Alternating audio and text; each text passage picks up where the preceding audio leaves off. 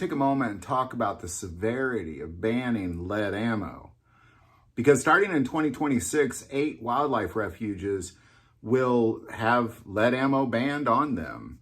Now, I want to start by saying I'm from Missouri, and for decades, we have had laws that there's all sorts of waterways and things that you cannot use lead ammo on, specifically the duck hunting places, that kind of thing. So when you go to those areas to hunt, you have to get steel ammo. Now, that's always been there, and every single state in this country has a state conservation agency that can regulate that. So what is this? And what's the big deal? Well, the big deal ultimately means that once you start seeing the federal government beginning to ban lead ammo in certain areas for the sake of the environment, this points towards a much, much bigger picture of ultimately controlling. I mean, I don't know if you've looked for steel ammo lately. There's any ammo that doesn't have lead in it. It's almost impossible to find, to be quite honest. I mean, it's out there, but we're talking, maybe, 5 to 10% of the ammo in this country doesn't have lead in it.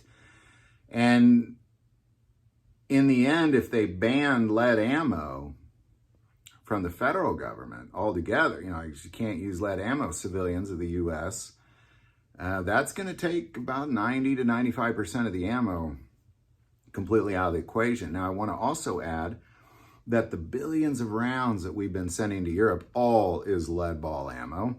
So it's certainly fine for Europe. It's just not fine for the civilians here in the USA. This is a big problem. This is something that we kind of have to open our eyes to, because as we've seen, anti-Second Amendment efforts, once they kind of see they can get away with a little bit, that is just the beginning, and it all goes downhill from there. So just kind of want to open some eyes to this. Any thoughts or insight, definitely put that below. But starting in 2026, this is what's going to happen. And that is just the tip of the iceberg, and it points towards a much larger issue, which is not about saving the environment, because if it was about saving the environment, they'd be sending steel ammo to Ukraine, but it's not. It's about preventing us here in the USA from eventually being able to access lead ball ammo, which makes up, again, almost all the ammo. So there you go. Again, any thoughts or insight you might have on this, definitely put it below. If you like this video, click like and subscribe.